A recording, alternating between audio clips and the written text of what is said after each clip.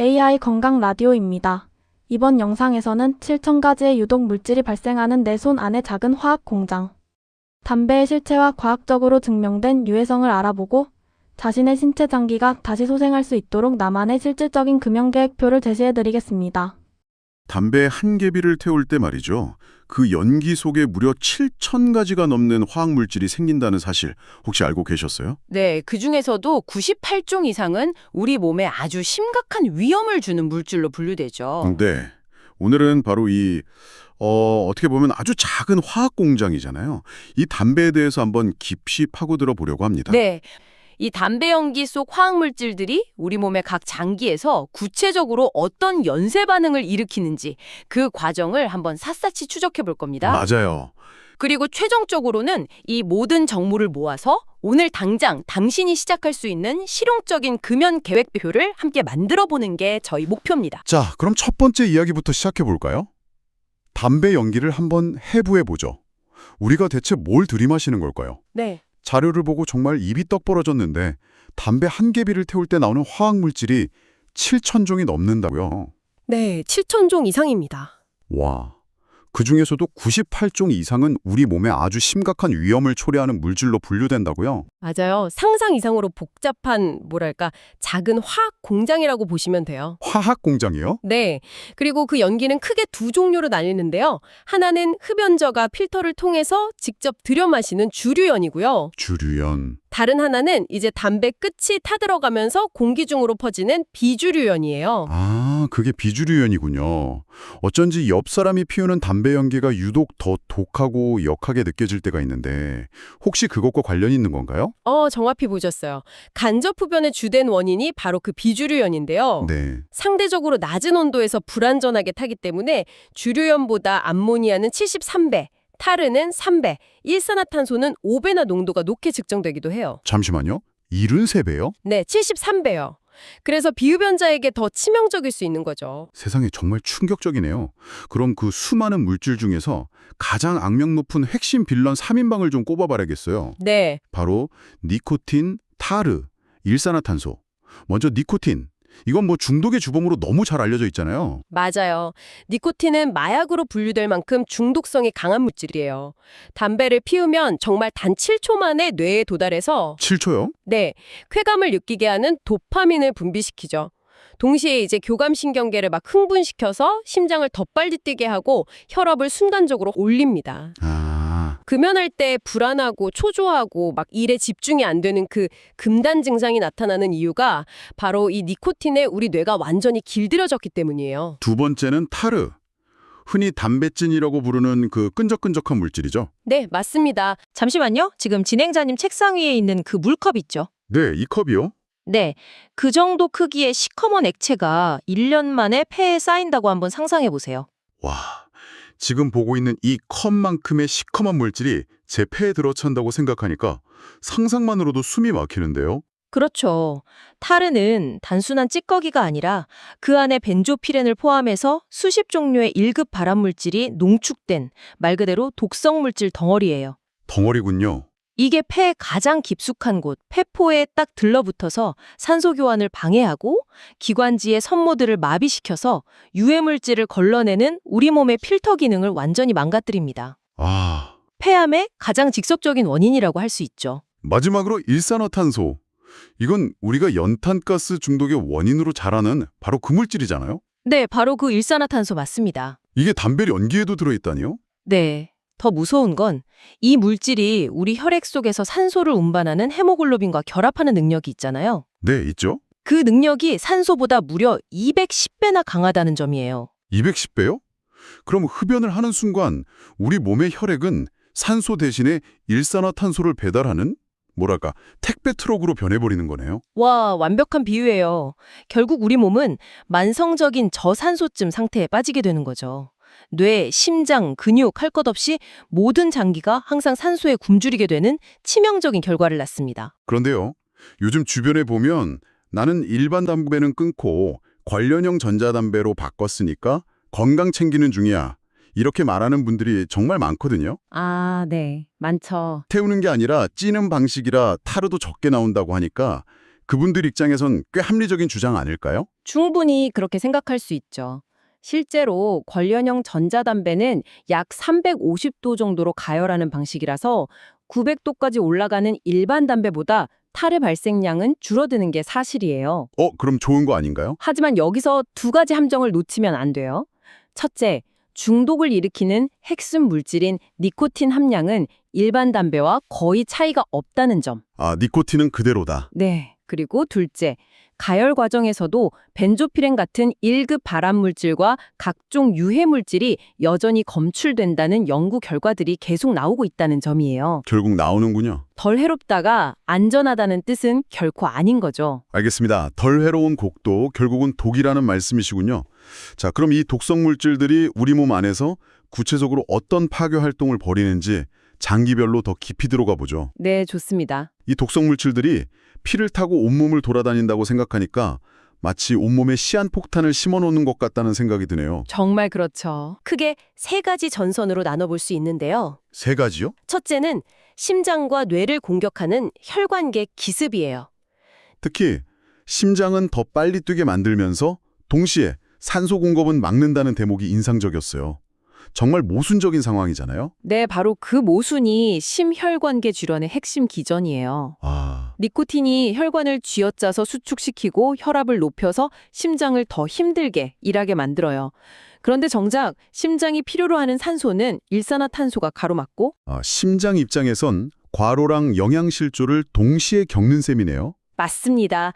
이게 장기화되면 혈관 안쪽 벽, 그러니까 내피세포가 손상되고 그 상처에 기름때가 끼면서 혈전, 즉 피떡이 잘 생기는 환경이 만들어져요. 피떡이요? 그러다 어느 순간 혈관벽에 쌓여있던 기름덩어리, 죽상동맥 경화반이 터지면 그게 바로 급성 심근경색이나 뇌졸중으로 이뤄지는 겁니다. 그럼 두 번째 전선은 역시 호흡기, 그러니까 최전방이겠군요. 맞아요. 호흡기는 말 그대로 직격탄을 맞죠. COPD, 만성 폐쇄성 폐질환이라는 병은 좀 낯설거든요. 네, 생소할 수 있죠. 이게 그냥 기침이 잦아지는 수준이 아니라 숨 쉬는 것 자체가 고통스러워지는 병이라고 들었는데 타르가 어떻게 그렇게까지 기관지를 망가뜨리는 건가요? 좋은 질문이에요. 우리 기관지 안에는 아주 미세한 털, 섬모라는 게 있거든요. 네, 섬모. 이게 외부에서 들어온 먼지나 세균, 가래 같은 이물질을 계속 밖으로 밀어내줘요. 필터 같은 거군요. 그렇죠. 그런데 타르가 이 섬모들 위에 카페처럼 쫙 깔려서 움직임을 마비시켜버려요. 마비시켜요? 네. 그럼 온갖 오염물질이 폐에 그대로 쌓이면서 만성적인 염증을 일으키고 기관지가 점점 좁아지다가 결국 폐포벽이 영구적으로 파괴돼서 숨쉬기 자체가 힘들어지는 폐기종, 즉 만성 폐쇄성 폐질환로 이어지게 되죠. 폐암 환자의 90%가 흡연자라는 통계도 무섭지만 COPD는 그 과정 자체가 굉장히 고통스러운 질병입니다. 소화기계 쪽 영향도 의외였어요. 속 쓰릴 때 담배 피우는 분들도 있는데 오히려 위궤양을 유발한다고요? 네, 그건 정말 잘못된 상식 중 하나예요. 그래요? 흡연은 위산을 더 많이 분비하게 만들면서 동시에 위 점막으로 가는 혈액 공급을 줄여서 윗벽의 방어 능력을 떨어뜨려요. 공격은 세게 하고 방어는 약하게 만들고. 맞아요. 공격하는 창은 더 날카롭게, 방어하는 방패는 약하게 만드는 거죠. 특히 위궤양의 주범인 헬리코박터균에 감염된 사람이 담배를 피우면 위 점막 손상이 훨씬 더 심각해질 수 있습니다. 헬리코박터균 감염자가 흡연을 하면요. 네. 체내에서 ADMA라는 물질의 농도가 높아진대요.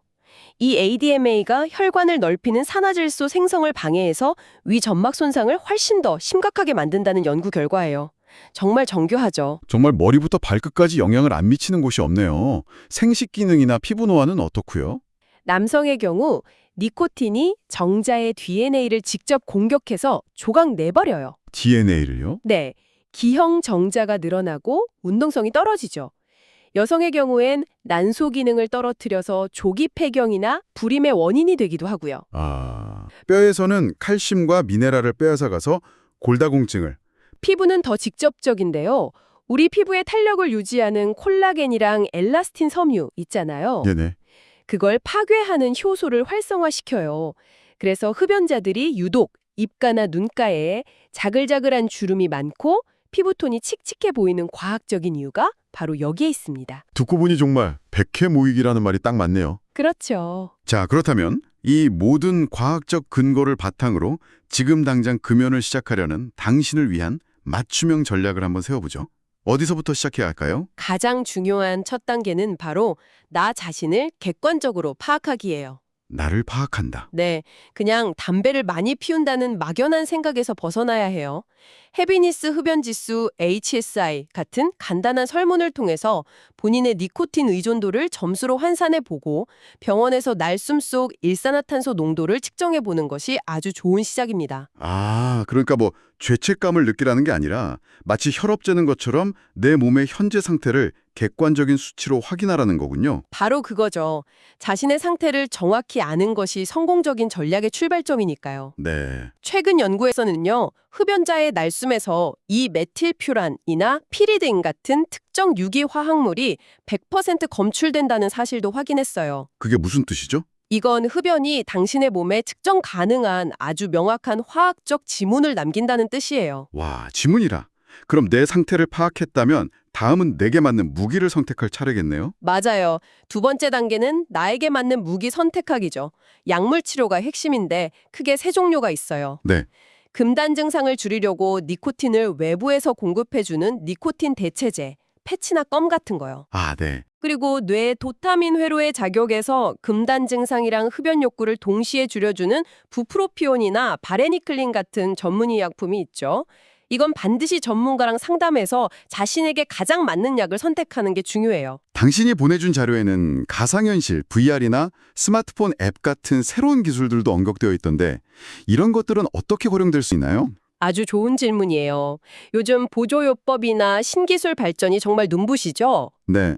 금연 성공률을 높여주는 스마트폰 앱 같은 디지털 치료제는 이미 많이 활용되고 있고요. 가상현실 기술을 이용해서 흡연 유혹이 강한 상황을 미리 겪어보고 대처법을 훈련하는 프로그램도 임상시험에서 좋은 결과를 보이고 있어요. 와, 신기하네요. 또 CTC 니클린 같은 차세대 금연 신약도 개발 막바지 단계에 있어서 앞으로 치료 선택지는 더욱 넓어질 겁니다. 알겠습니다. 자, 마지막으로 이 모든 치료를 굳건하게 뒷받침해줄 생활 습관의 변화도 빼놓을 수 없겠죠? 물론이죠. 세 번째 단계는 생활 습관을 든든한 아군으로 만들기입니다. 특히 운동 효과는 수많은 연구를 통해 입증됐어요. 운동이요? 네, 운동은 뇌에서 기분을 좋게 하는 도파민 분비를 촉진해서 니코틴 부족으로 인한 금단 증상과 흡연 욕구를 직접적으로 상쇄하는 효과가 있거든요. 식단에 관해서도 흥미로운 내용이 있더라고요. 단순히 건강한 음식을 먹으라는 것 이상이었어요. 네, 맞아요. 그 자료에 있던 연구인데 우유나 물을 마시면 담배 맛이 없어지는 반면에 커피나 술은 담배 맛을 더 좋게 느끼게 만든다고 해요. 아, 그걸 역이용할 수도 있겠네요. 그렇죠. 아침에 늘 커피랑 담배를 같이 피웠다면 그 습관의 고리를 끊기 위해서 일주일만이라도 라떼나 차로 바꿔보는 거예요. 이런 작은 변화가 쾌감 회로를 교란시킬 수 있습니다. 흥미롭네요. 또 흡연으로 손상된 세포를 회복시키기 위해서 항산화제가 풍부한 채소와 과일을 충분히 섭취하는 것도 물론 중요하고요. 자, 그럼 마지막으로 이 모든 과학적 근거들을 바탕으로 청취자분들의 금연 성공률을 실질적으로 어떻게 높일 수 있을지 나만의 금연 로드맵 설계하기에 대해 이야기해보죠. 네, 좋습니다. 스스로 내 상태를 점검하고 관리할 수 있는 객관적인 지표들이 있다고요? 네, 가장 먼저 자신의 니코틴 의존도가 어느 정도인지 객관적으로 평가해 보는 게 중요해요.